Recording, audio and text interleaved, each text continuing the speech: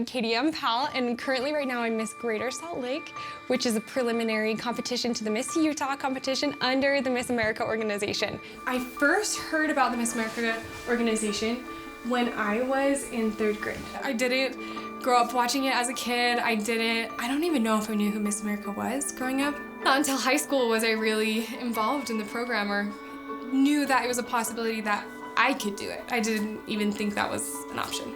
The Miss America program has changed significantly since I started competing, and I love the changes, I just have to say. So it's now Miss America 2.0. They've even changed the name a little bit. So the first thing that went away was the swimsuit competition. When I first competed, I did have to compete in swimsuit, and now that's been torn away, and there's nothing at all in any parts of the competition that are based on beauty. We're not a beauty pageant, we're a scholarship competition. The competitions are a thrill. We have the interview, which is a 10-minute private interview, and that interview is extended on stage to your on-stage question. And then we have red carpet, which is now all based off of how you present yourself on stage. And we also have a talent section, which is probably my favorite part.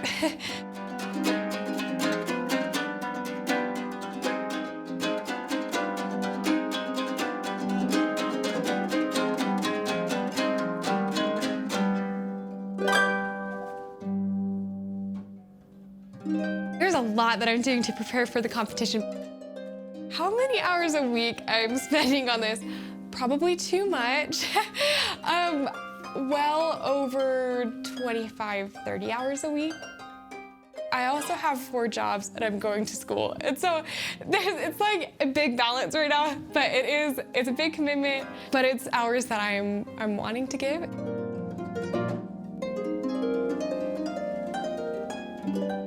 We've also changed the name of what used to be called the platform to our social initiative.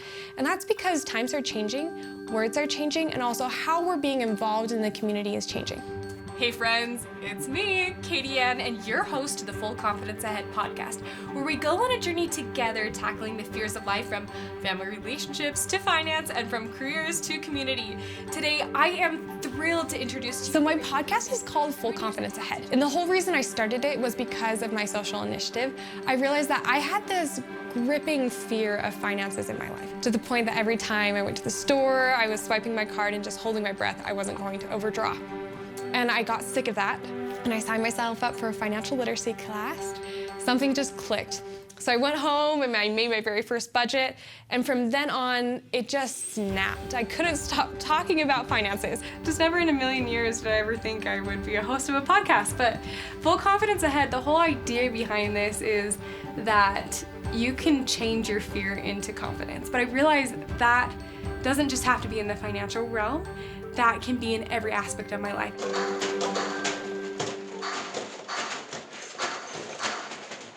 My family got it for me as my birthday present, so it's my little de-stressor. It's only a minute long, the game, so middle of homework I can just go and shoot hoops. It's nice.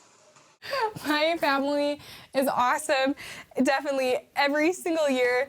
Like when I'm on stage, you only see me on stage, but the reality is it takes Team Powell to get me on stage. My family is incredible. They have spent countless hours sitting in the front room with me, talking about what I can do with finances, helping me with my harp piece, going out shopping with me, making sure I'm getting the things in the right colors that make me look good on stage. Then beyond that too, I've got a whole team of directors. So really it's a team effort getting a girl on stage. That's the truth. You see one girl, but I've got a team of 50 behind me. Sometimes being a harpist makes it really hard to find an outfit. And we're budget people, so we try to reuse things, or we try to alter them or change them in a way that's we can freshen them up a little bit. I know we've done this one before. Yep. It's a safe alternative. I think that's Oh heavens, yes, you look beautiful in it, and it's easy to play a beautiful harp in it. Do you want to change it anyway so that it's just kind of a new thing coming out? Like, do you want us to jewel it? Do you want... Put some flashing lights on it. Yeah, I want flashing lights.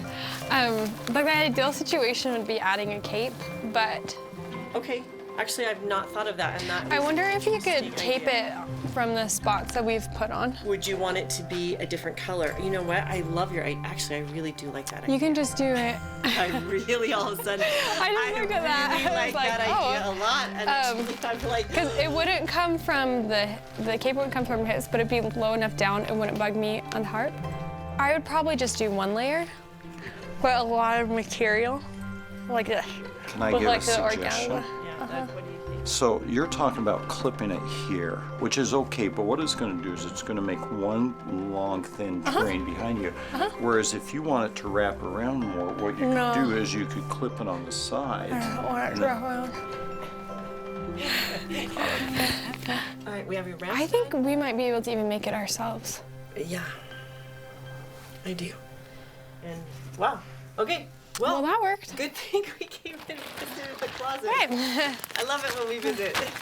Okay. Nice.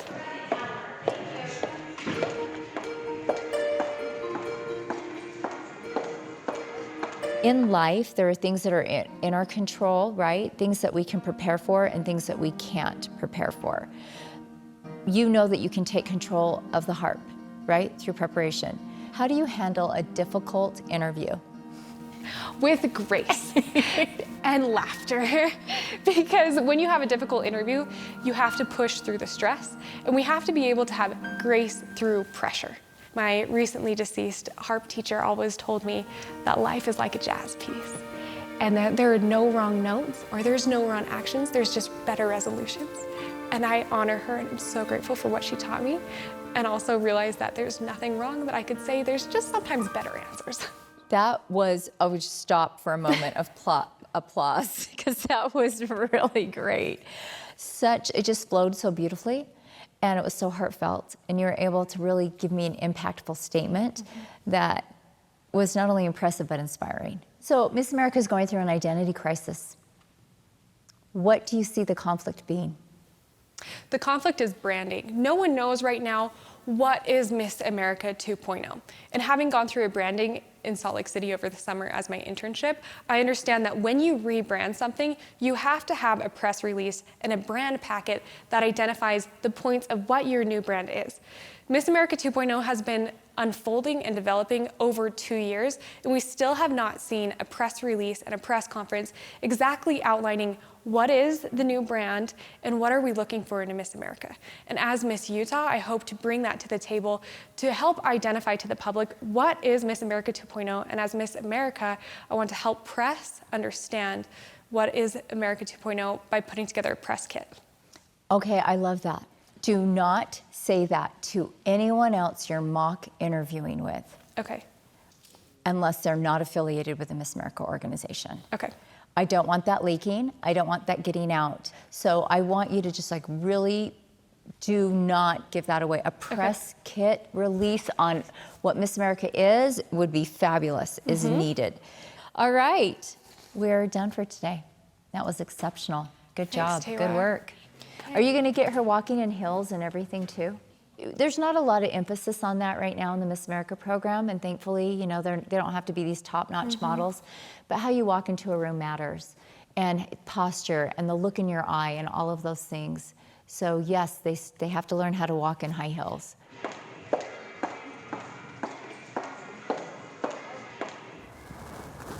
Thank you, thank you, thank you. I tend to keep pushing myself and keep pushing myself past the point of being prepared because I try to reach perfect, but no one can be perfect, nor do we want a perfect girl on stage. So that's something I'm still always working on, being prepared, but not requiring yourself to be perfect, and having that dichotomy and pushing yourself to the best you can be, but also accepting where you're at.